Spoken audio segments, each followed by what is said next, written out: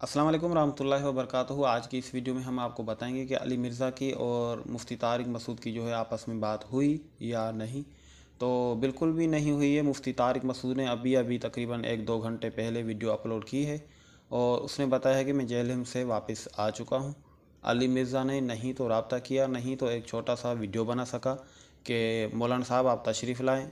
और मुफ्ती तारिक मसूद यही बोल रहे हैं कि अगर आज टाइम नहीं दे सकता था, 7 दिन बाद देता, फिर भी हम बातचीत करने के लिए तैयार थे। लेकिन अली मिर्ज़ा को जो है वो शिकस्त हो गई है और अली मिर्ज़ा की जो है हार हो गई समझो।